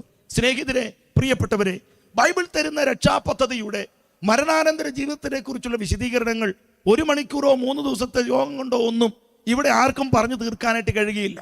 പടിപടിയായി മനസ്സിലാക്കിക്കൊണ്ട് ജീവിതത്തിന്റെ ഉറപ്പ് പ്രാപിക്കുക എന്നുള്ളതാണ് അതിൻ്റെ മറ്റൊരു പ്രത്യേകത.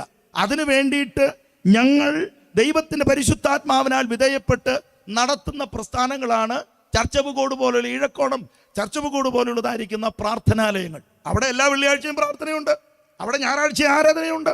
ഈ ദിവസങ്ങളായി 21 ദിവസം തുടർമാനമായിട്ട് ഉപവാസം നടന്നുകൊണ്ടിരിക്കുന്നു. യേശു ക്രിസ്തുവിൽ കൂടെയുള്ള ശാരീരിക രക്ഷ, മാനസിക രക്ഷ, ആത്മരക്ഷ, അങ്ങനെ മനുഷ്യനെ അഭിമുഖീകരിക്കുന്ന എല്ലാ മേഖലയിലുള്ള രക്ഷയെക്കുറിച്ചുള്ള പഠനങ്ങൾ അവിടെ നടത്തുകയും അതിന് പരിഹാരമായി പ്രാർത്ഥിക്കുകയും ചെയ്യുകയാണ്.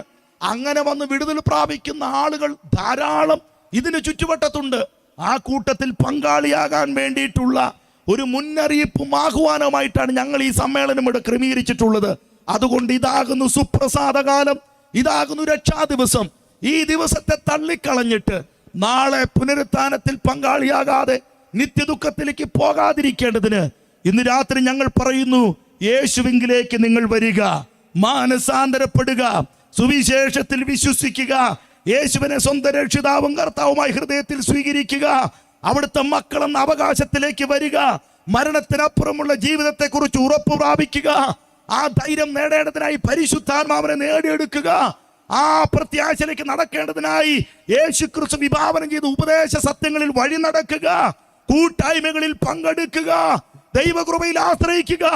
ഇതല്ലാതെ ഒരു രക്ഷ ഇനി നമുക്ക് വേണ്ടി മുമ്പിൽ ശേഷിക്കുന്നില്ല. കൃപയുടെ വാതിൽ അടയ്ക്കപ്പെടാൻ സമയമായി. മനുഷ്യന് വേണ്ടി ദൈവം തുറന്നിട്ടിരിക്കുന്ന രക്ഷാജാലകത്തിന്റെ കവാടം അടയ്ക്കപ്പെടാൻ സമയമായി. ഇന്ന് രാത്രി ആരെങ്കിലും ഈ കവാടത്തിൽ കൂടെ ഇതിലേക്ക് ഓടിക്കയറാൻ താല്പര്യപ്പെട്ടാൽ അത് സ്വർഗം സന്തോഷിക്കുന്ന ദിവസമാണ്.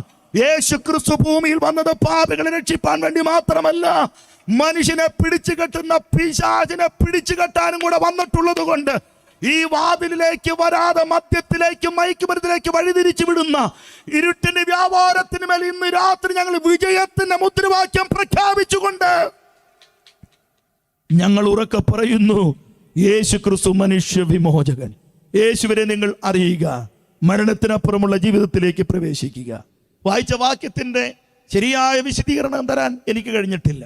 എന്നാൽ നാളുകളിൽ വരുന്ന ശക്തരിൽ ശക്തന്മാരായിരിക്കുന്ന അനുഗ്രഹീതരായ ദൈവവൃത്തന്മാർ മരണത്തിനപ്പുറമുള്ള ജീവിതത്തെ നിങ്ങൾക്ക് മുമ്പിൽ അവതരിപ്പിച്ചുകൊണ്ട് ഈ ക്രിസ്തു രക്ഷാ പദ്ധതിയിലേക്ക് നിങ്ങളെ ആഹ്വാനം ചെയ്യും.